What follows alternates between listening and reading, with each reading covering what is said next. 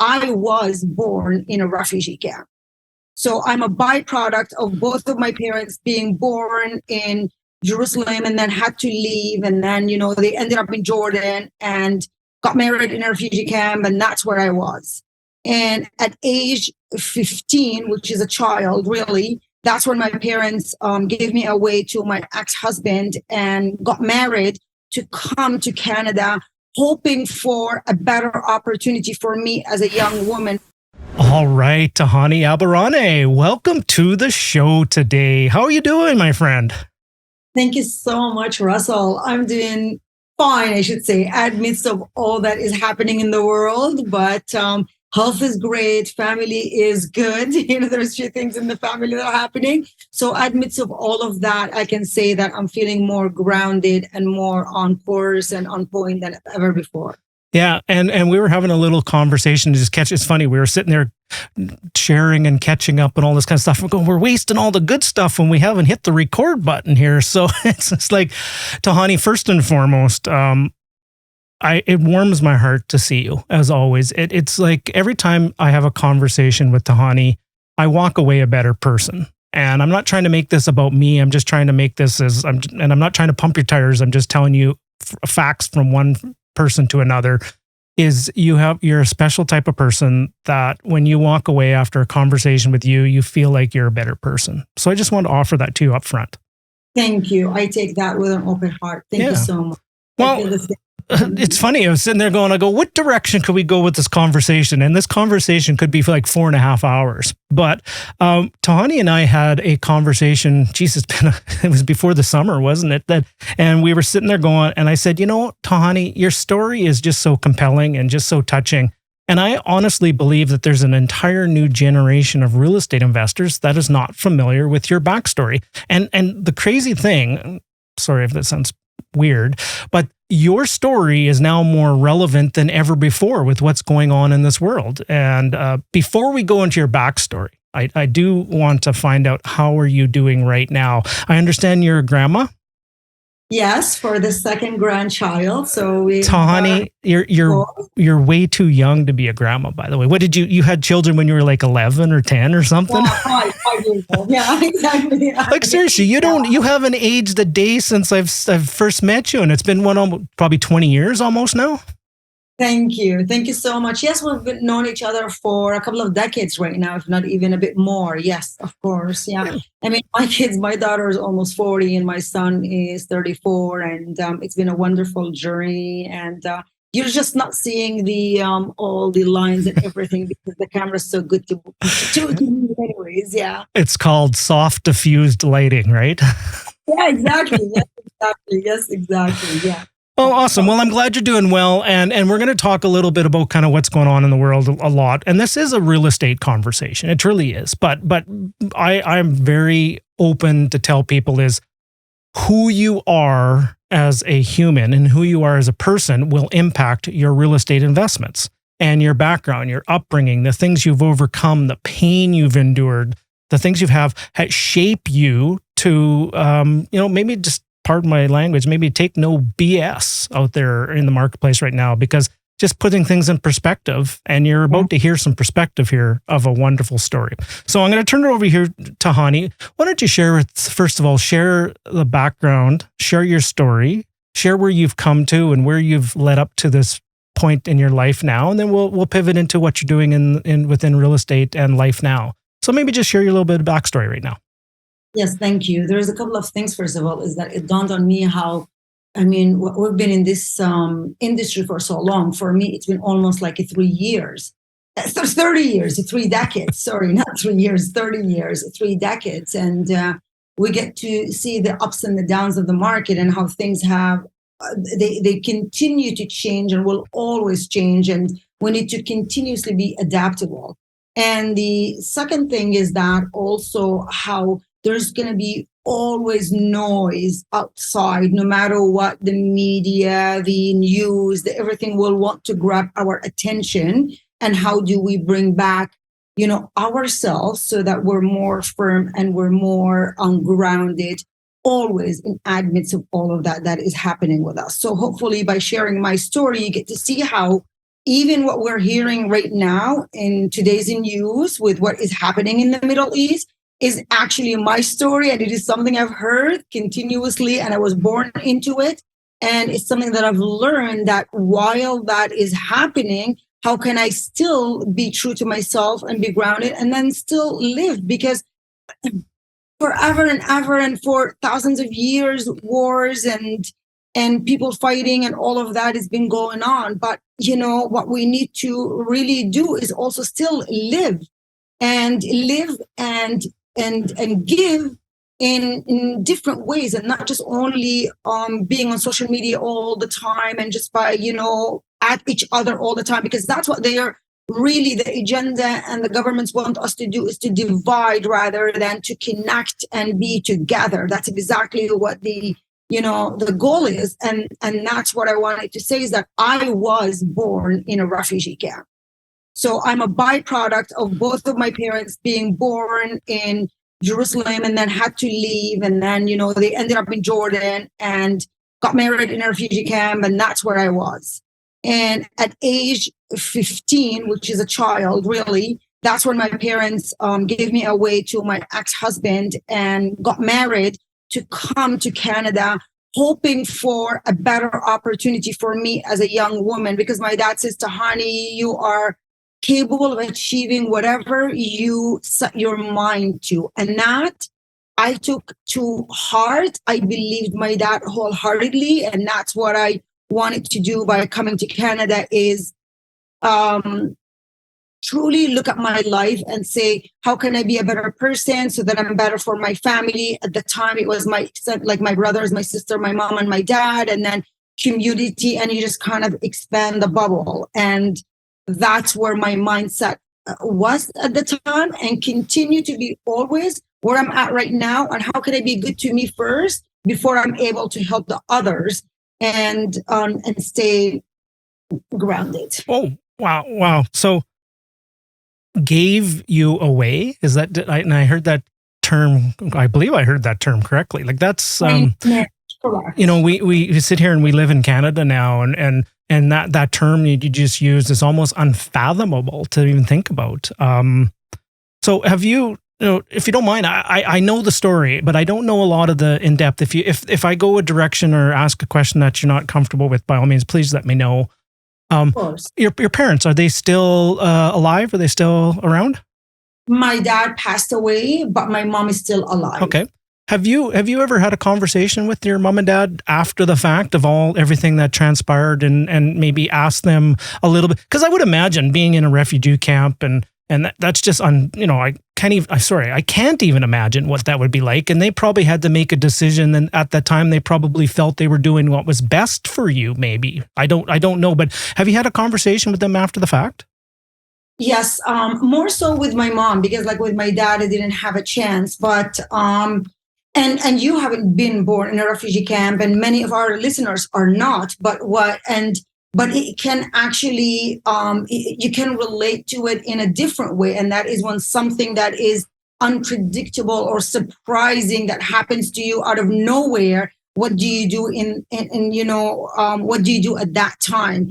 And I did have that. And definitely both of my parents saw me as a young woman, but they also saw that I'm a smart, young woman that wanted to go and learn, because in a refugee camp, we believe that education at that time is everything, going to university and learning.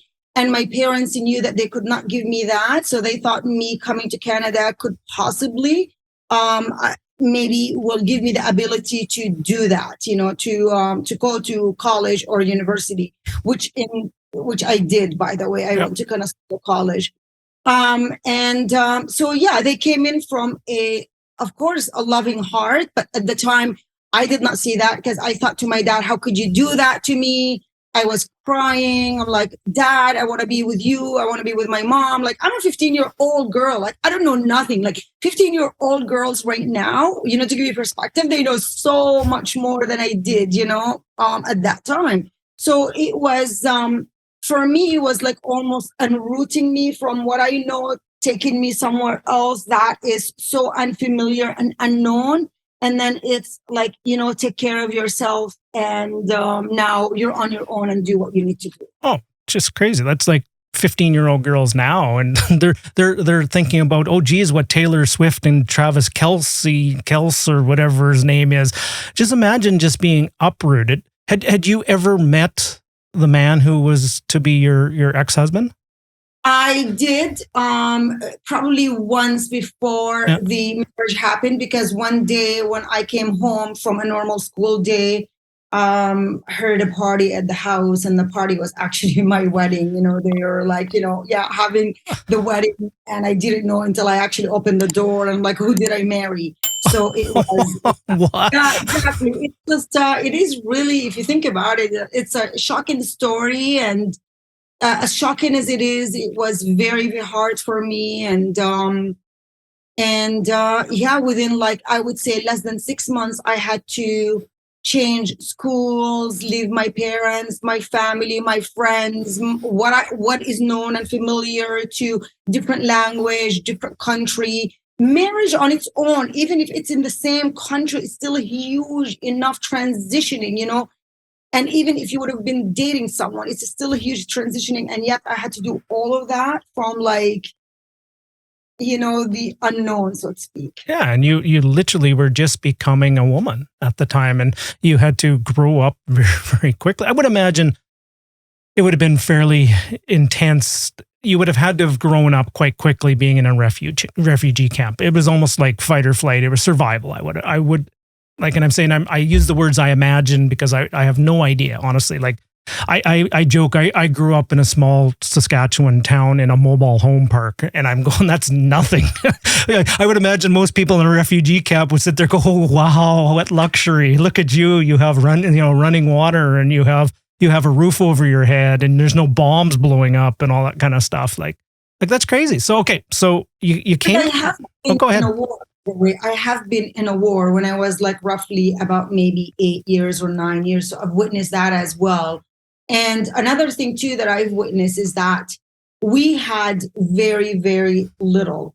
But the one thing that I know in deepest of my heart, and my parents taught us, that is that we're grateful for everything that we had. So I'm always seeing the glass is half full versus half empty, because even when my mom, and my dad, sometimes we had nothing but, like, bread to dip in tea to eat that evening, I still was thinking, wow, how lucky we are, because we've got the bread and the tea, versus some other families that did not. So I've always felt very grateful. And I always came from a place of plenty, that there is lots. And even with that, it was just like, it's still like someone else in that refugee camp did not have that. Yeah, that's crazy.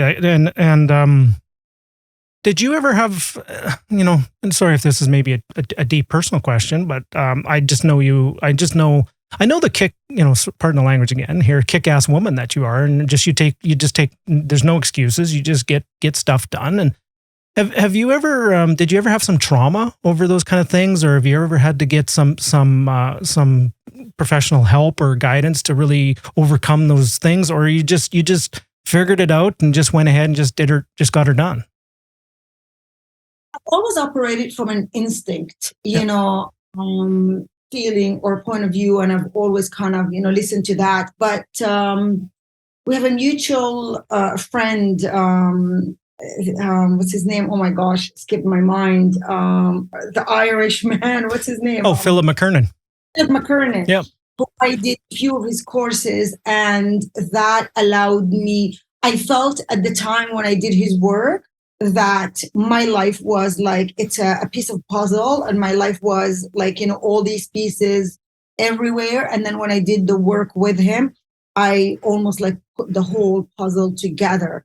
And I loved working with him on that side, because I really, truly had to go back and feel what Tahani, the child, felt, and had to go through and really heal that in order for me to become a better grown-up woman or Tahani I am today. Yeah, So and the one thing I will say with you is there is no victim speak in anything that you ever say, ever. And I know even of you going back and sharing that story and going back and reliving it, and you lived it.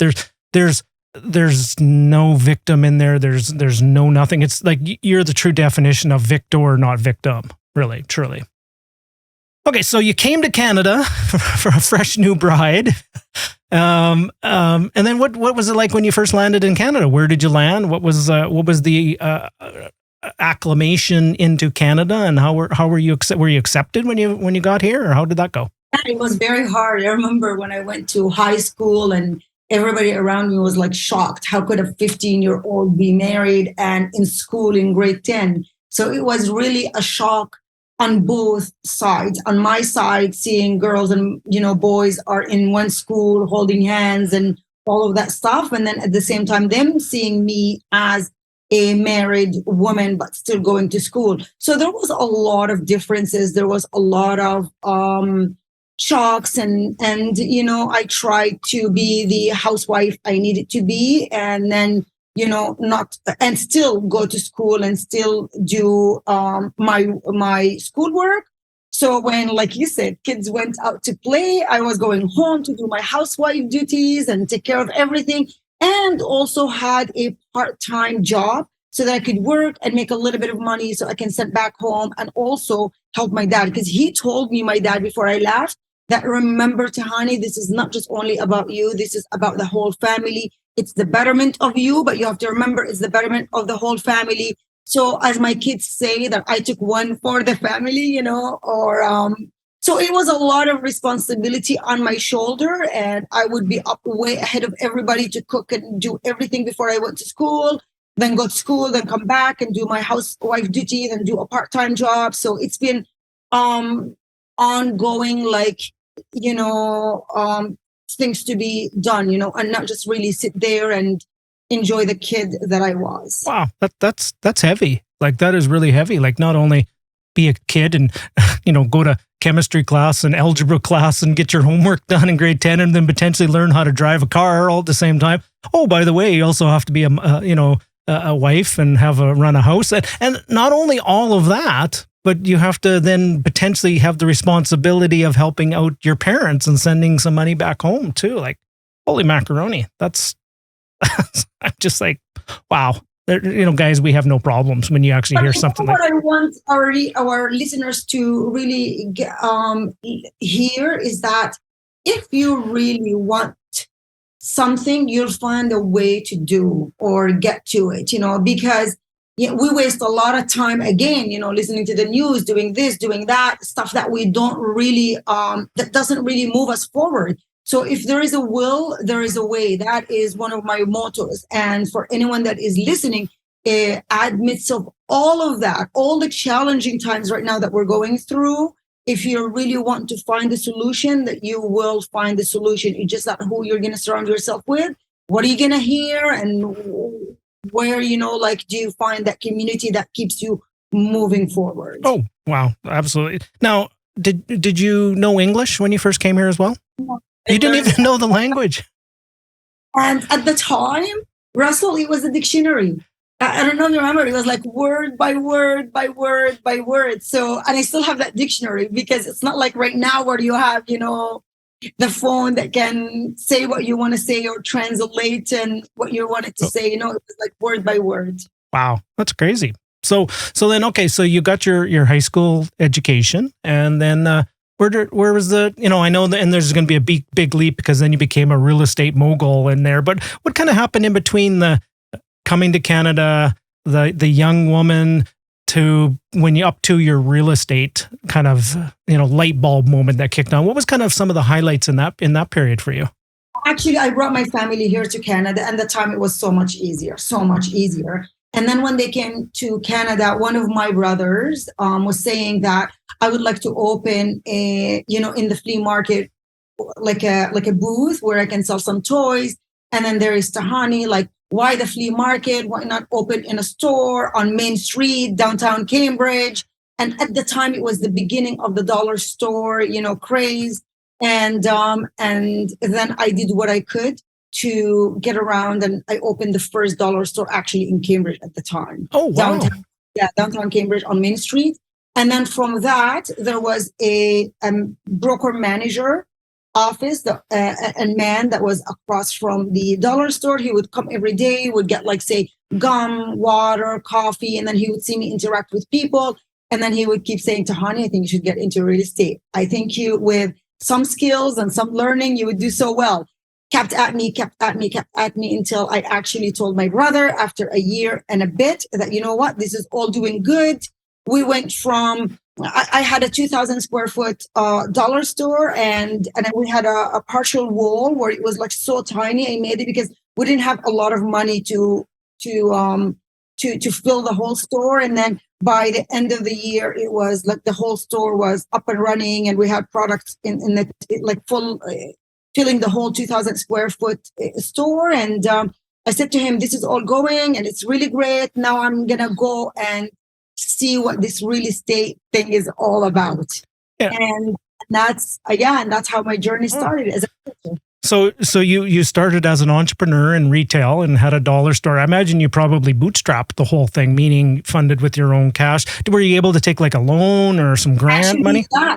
Yes. It was a loan from Bank of Montreal for $20,000, which was so hard to get. And I had to write a whole like business plan and this and that and go meet all the bankers.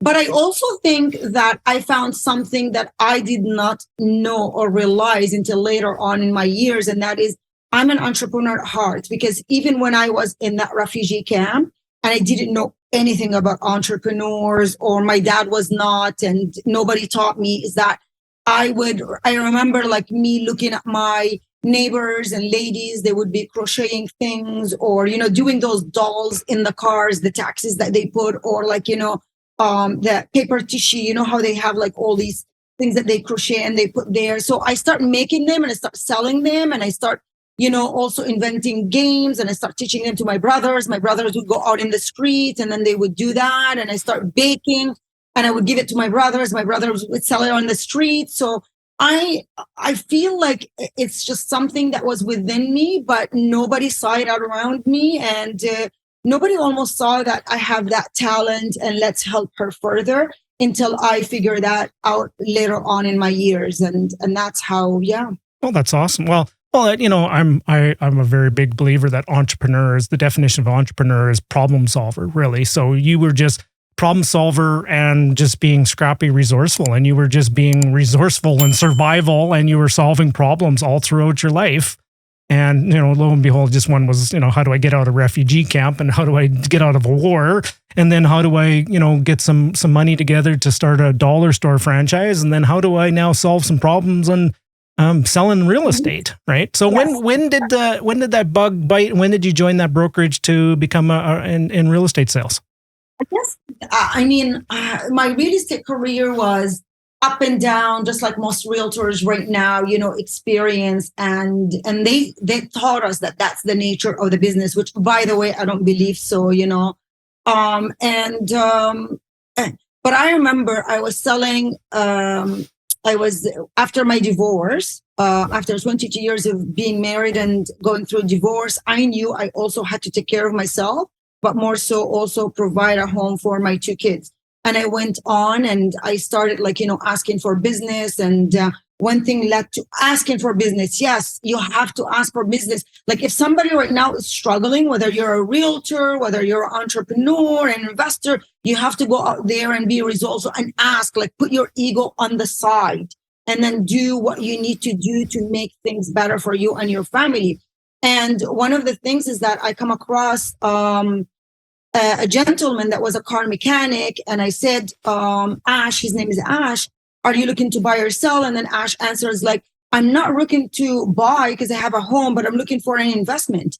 And I said, okay, what are you looking for? What do you want? Let me see if I can find it for you. He told me what he wanted.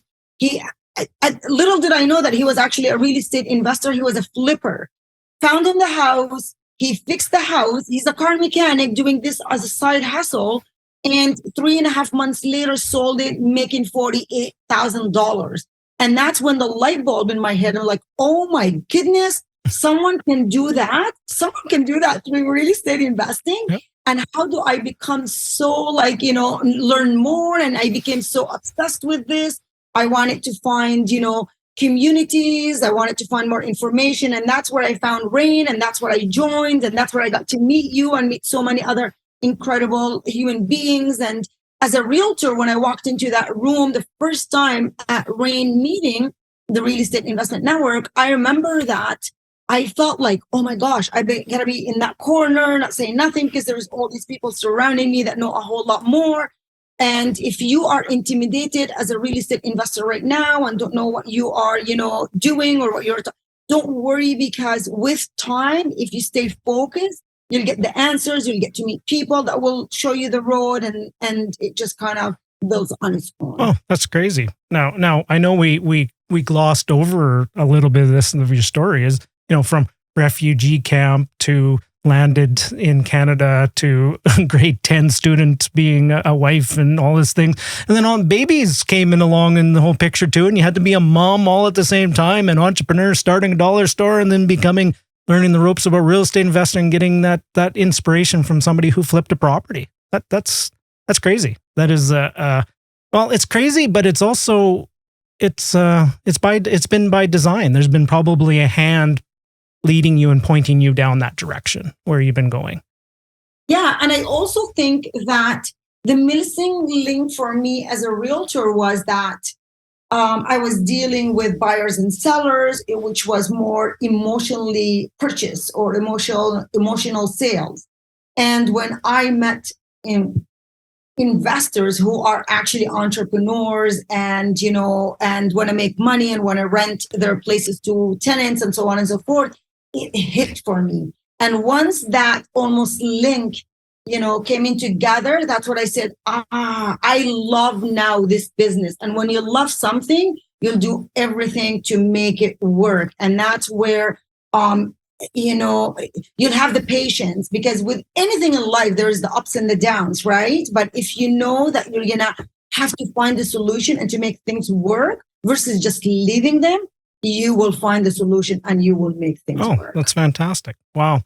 So, okay. So you got the bug, the bite of the real estate bug. So when that was that around probably year 2000, give or take, or was it a little before that? Yeah.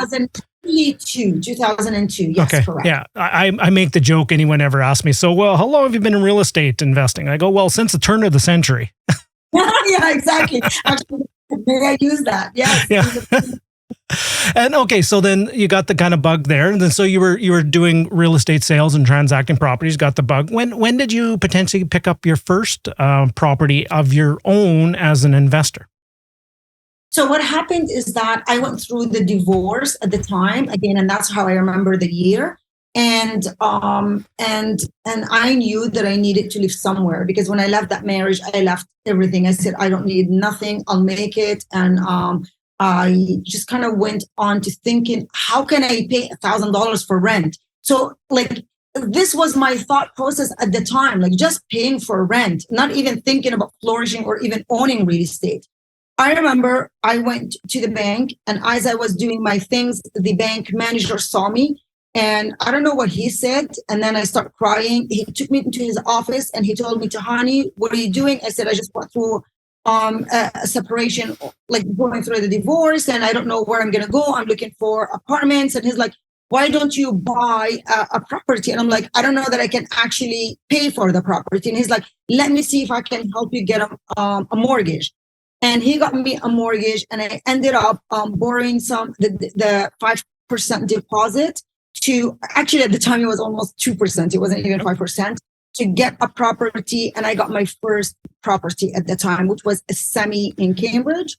And the payment was roughly about $1,200. So, and that's where I'm like, I don't know, like real estate is hard because you have to be, you have to go out and get the business. It's not like, you're sitting in the office and people are calling you, so you have to be very proactive. And that's when I started knocking on doors and asking people and asking who do you know, or are you interested? If not you, So you just kind of like, what I didn't know is that I was doing marketing 101 without me realizing. And that is, I tied what I was doing to what I want. And that is, look, I just went through a divorce. I have 2 kids and I'm willing to do whatever it takes. If you're actually, have a product to sell, that's me talking to builders. That's me talking to sellers. And if you're not ready, who do you know? Because I really need to make this work and make this happen. People are so helpful. People are so wonderful. When you come from a place of vulnerability and openness and share what you're going through, people will try and help you. Not everybody's going to be able to, but just remember, you're going to focus on the ones that hopefully will be able to. And you will not even fathom or realize how much help is going to come your way afterwards. Yeah, especially when one is willing to do the work. Sorry, I didn't mean to jump over there. It's amazing on a lot of people are very scared to ask for help when you need help. And when people are the most scared to ask for help when you need it the most, is when you're the most scared. And it's okay. It's a natural human condition, to be honest. Now, I'm a very firm believer, and I say this all the time, as people make changes, or the 2 best ways of motivation are inspiration or desperation, right? Everybody wishes that inspiration was the moment that you had, that you get the motivation to make the change. But let's be honest, most times it's desperation. Most times. Desperation is a very strong motivator. So you really you had your backup. You were in another refugee camp in many respects, and you're scrapping and you're fighting for your life, and you just went through a divorce. And my kids with me at that time as well. Yeah, you had babies and everything on the go, and you're just hustling. You're a definition of hustle. Okay, when did you really start making it go? Like you were doing a whole bunch of sales first and foremost, but then you pivoted into doing your own development. When did all that start happening? When you started getting that momentum? So when that happened, and I started asking for business. What I did not realize is, and also I had the focus of like, I want to work with real estate investors. So I started, focusing on that. And then the more I focused on it, the more investors, the more even like, I remember there was a builder in my area that wanted to sell. It was a small, development. And I kept going to him and I would say, George, this is my, I'm meant to sell your development here. And he's like, Tahani, my wife is a realtor. I said, I'm going to make you and your wife, money. Just let me sell this because I know. And I would bring him an offer, second offer, a third offer. And that location was prime for real estate investors. So it was just, you can call it perfect timing. You can call it whatever you want to call it, but it was just finding the right product and then finding the investors that wanted it and just kind of putting them together. And I did so well.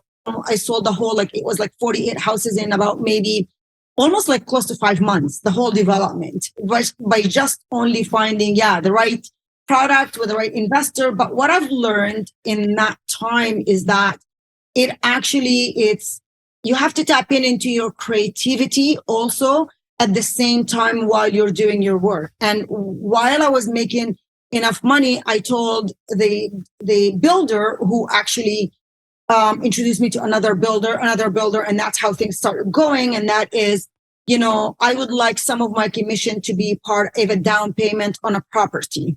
And at the time, like I said, you just put very, very little. In fact, at the time, the market was going up in about 2005, that I would just put a deposit of $1,000 until actually 6 months later when I close it, and then I would have to give the down payment. There's enough equity that I actually would buy that property.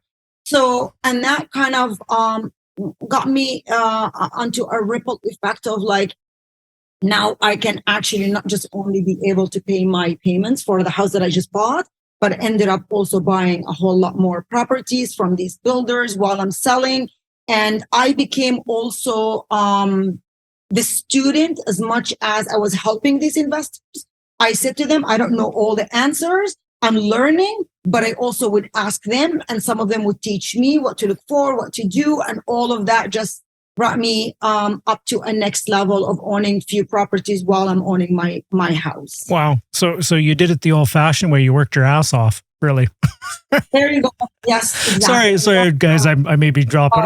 I need to have my little my bleep going there or something. I'm missing the. So really, you simple. And I know I'm grossly oversimplifying this. You found an opportunity. You found people looking for opportunities, and you matched up the opportunity with the people seeking opportunities. And then you were very astute along the way. You reinvested commissions back in. You took a little piece of the next deal. You actually had a long-term, long play vision on things like that. And you were, at the same time, you were learning the ropes from the people that were doing it. You were providing a valuable service. You were matching up opportunities with opportunity seekers, but you were also learning the process all at the same time. When did you take on your own first development where you were the lead on it? Yeah, that was actually probably around, no, I know exactly when. Actually, it was 2010. So that would have been just around the 2010 where I was sitting with a mortgage broker. The mortgage broker was telling me that there is a small piece of land that's going to go into default.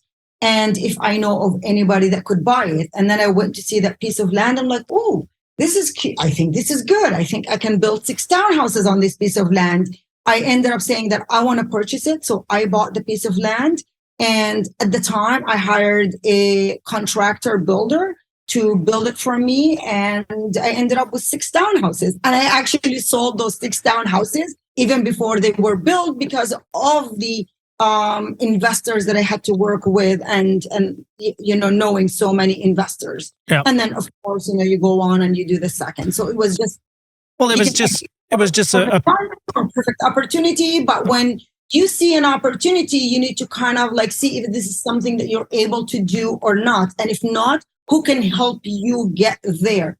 So it's very important to always be in the field and also speaking to people and building, relationships, because when the opportunity knocks, then you've got all this, all these things that are lined up and you just kind of go in and tap into it. Yeah. Well, if you think about it, it was just a natural progression. You already had the buyers, you knew how to sell projects, and you just step back in the chain and go, okay, well, how do I build it? And then how do I buy the land? And then let's just be totally vertically integrated. Let's keep it all in-house, if you will, the house of Tahani. Yes. Oh, I like that. Yes. And okay, so how many, roughly speaking, how many developments like that have you done over the years? How many properties have you done?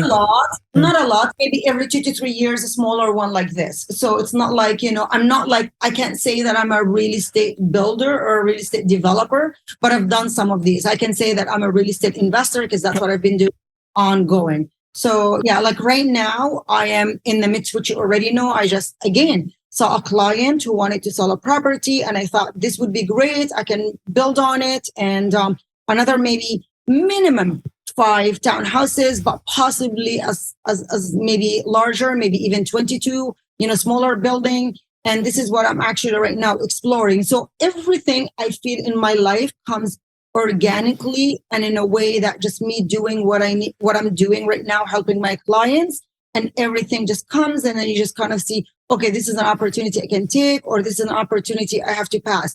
And it's very important to also know when to pass and when to take. That's, for all the listeners, this is very, very important. Yeah. Now, I think you're being very Canadian, a very humble Canadian here when you say, oh, I haven't done too many every 2 or 3 years, but I have a feeling if, let's take a look at, let's say it's over 13, 15 years, every 2 to 3 years doing, 6 to 10 units is that's an entire lifetime for some people. Yes. And I'm very, very grateful. I'm very, very grateful and always reminded that I'm very, very grateful of, where I'm at right now in life. Yeah. Are you hanging on to some properties, some rentals out in your primarily focused in the Tri-Cities, the Kitchener-Waterloo, Cambridge area, correct? Yeah. Very little, very few right now. And the reason why is that during COVID, I kind of took advantage of that timing, started selling, and then now I sat on cash, and that's how I'm able to buy something like this. And like, for example, I took this deal to a mortgage broker, and the mortgage broker is like, you're good, your numbers work, everything works except that this property is torn down and the bankers, they don't want to actually do anything with it. So that's where I have my cash that I know I can actually buy it outright until I do something and then refinance it. So, and thank God that I put myself in that situation. So it's very, yeah, it's a journey, and we have to kind of like, sometimes I don't know if I'm doing the right thing or the wrong thing, but we just kind of go again instinctively and see what needs to happen and when. And that's what I did. So that was perfect timing. Yeah. Yeah. And it's, nothing, this is no slight against the market or Ontario rental housing providers, things like that. Here's the ironic thing is more rental housing is needed more than ever out in Ontario. And it is more difficult than ever to be a rental housing provider. It's not only is it difficult, sorry if I'm getting on a soapbox here, but rental housing providers in BC's and Ontario's, they're actually being blamed, and they're being the villains in this story. When most like, don't get me wrong, there's some bad apples, always bad apples in every industry. But most rental housing providers are trying to help solve a problem, and they're being villainized. And so people are just sitting there going, well, why would I'm providing a service and I'm just getting kicked in the teeth. And I just, why would I want to do this? Like, it just doesn't make sense. Yeah. And this is one of my clients that's in Australia, actually, that wanted to sell that property because he felt it was a bit too much to manage while he's away. And he had many other properties that I sold, for him, even within the last 2 years. So really everybody's circumstances is different. And as a real estate investor, and just remember is that, you don't give up and become the victim of what is happening around you, but instead try and see if there is a solution or talk to others that have, gotten solutions in today's market, in today's challenges, in today's everything that is happening to us. And there's always someone that is, doing okay and doing good. Another thing too that I wanted to emphasize is that even for those that are not thinking about buying, like, there is going to be great opportunities. Like, just even this week, I took a client to see a property.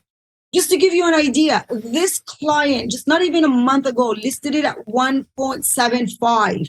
Brought it down to 1.65, 1.55, 1.45, until he actually sold it 2 days ago at 1.150, 150. So because this person have already, like, when he bought cash, and he didn't know that the market was going to go down. And then now he's stuck that having to sell that property. So as a real estate investor, it's always important for you to kind of like see what is happening in the market and figure out when is it good for you to jump in. And by the way, it might be good for someone, but it might not be good for another. And that's why you have to go, no matter what you hear on the outside, always go back in and say where I'm at right now and what is best for me and my family. Yeah, I 100% agree. And as I look back, and I only can answer and make this comment because of 23, coming on 23, 24, almost 25 years of experience. And looking back upon this, some of the biggest mistakes I made was I bought when I should have been selling, and I sold when I should have been buying. And I'm not here to say that 100% right now it's a 100% buying opportunity, but it's pretty darn close. Like, the numbers are starting to get back in line. And we're just talking specifically Ontario here because every market is local. But I think there's an opportunity. Like, just be mindful that you're not catching a falling knife all at the same time. But at the same time, as Tahani just shared a $650,000 haircut that went on one property. There's going to come a time where that's going to hit a floor, and then that's going to start going up again too. So just be very mindful of doing things that do the opposite of what a lot of people are doing. Like, that's golden right there. That's the best tip right there. That is a great. And just run your numbers. Like, here's the thing: it's at 1.7 million and change or whatever. At that, maybe the numbers didn't work at that time, but now it's at 1.1. Maybe it can work as a long-term buy and hold, and you can then now wait another 5, 7, 10 years for the next wave of the appreciation to come through. So There's lots of dynamics at play in the marketplace right now, and I tell you, there's going to be some big winners, but unfortunately, there's going to be some losers at the same time. But here's the thing: if you're in that point where maybe you've taken a quote unquote loss and you've had some pain, what are you going to do about that? Like, what are you going to just run for the hills, or is this something that you maybe learned a whole bunch of powerful lessons? Like some of the most important lessons I have learned as a real estate investor have been going through troubled times, going through those, pardon the language, going through the, and I came out stronger there. Don't get me wrong. It was not painful. I lost lots of hair follicles. It was sleepless nights. I had lots of tears and lots of stress, and some of the things I'm still dealing with, the fallout and the trauma from it and stuff like that. But at the same time, I'm more resolved now than ever with what I'm doing. As a matter of fact, it's go time all over again. And I've gone hardcore more in the past year than I've gone in the past 5 years with things. And I think there's an opportunity at hand here. Yes, I really believe that. I think when I look back and say, how did I survive most of those ups and downs, I can say that one of the best things or best advice that I can give to people is that even in the times that I've made, a lot of money, and I'm talking about a lot of money in my bank account, I still kept and sustained the same lifestyle. I did not go crazy, not thinking, oh, now I'm getting all this kind of, money. Now I'm going to be spending, and now I'm going to be buying this, and I'm going to be buying that. No, you always live within your means. I'm not also saying be like, cheap on yourself and not spend or not travel or not buy the things that you want to buy or the fine things, but continuously remind yourself that there is the ups and the downs. And then when it's really, really good, you have to think about that, it might actually go down, and what are you going to do then? And when it's really down, you're going to think that it will turn around and it's going to go back up again. And what are you going to be doing now that we know that the market is going down and downturn and all of this that is happening, to prepare yourself for the next wave up? And that is also as important as the other, like the good and the bad times. Yeah. And one of the key things everybody just is looking for is most people look for it's a basic fundamental need is certainty, if you will. And I'm here to tell you, not to burst anybody's bubble, sometimes certainty is an illusion, right? It's not there. Or create your certainty. This is what I do know. This is what I'm certain of. I'm certain of I'm a long-term, I'm in it for the long play. I'm in for the next 20 plus years. How's the numbers look now? The numbers look good. Okay, maybe now's the time to get in. Create your own certainty. Create your own path. Create your own, design your own future. Now, and speaking of future, Tahani, so you've been through it all. Like, honest to goodness, I'm surprised there's not a book or a movie or a Netflix special or a biography or something about all of this. Not yet. I still haven't reached the pinnacle yet, or okay. The top. Well, that's where my next question was going. Is what is next for you? Where are you taking this next for you? What's the next chapter in your book? Yeah, I'm going to still continue doing the developments that I'm doing right now, small developments, I should say. I'm going to continue be an investor. I'm going to continue help realtors that are struggling, because I'm still a realtor. I'm still in the trenches, and I know, I've seen the markets go up and down and what needs to be done, and investors, and help investors. In fact, I've actually opened my calendar to just only 1 hour consultations for anyone that wanted to just only tell me what they're going through, and then hopefully I can shed some light and give them some tips and things that they can actually get them through this hard time, so that they don't feel like the whole world is ending, because the world is not going to end, because the world will continue.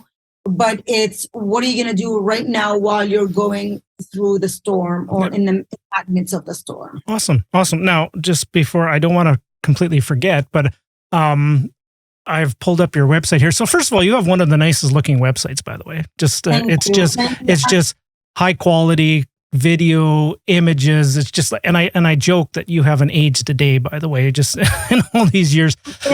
There now, so yeah, it has been aging. What's the best place for someone to get hold of you if there's somebody just listening, if they will?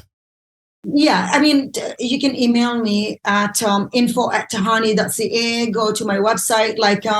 Soon, I am actually right now in the middle of changing and tweaking my website so that I'm able to offer these one-on-one 1 hour sessions to investors and or even realtors that want to just talk about the business and want to shed a little bit of light or find a solution to whatever they are going through. So it will be done probably in by November 1st. Yep. We November 1st, 2023, it will be done and it will be set up there for different options for different people. But yeah, so thank you. I mean, Yeah, and it's the simplest.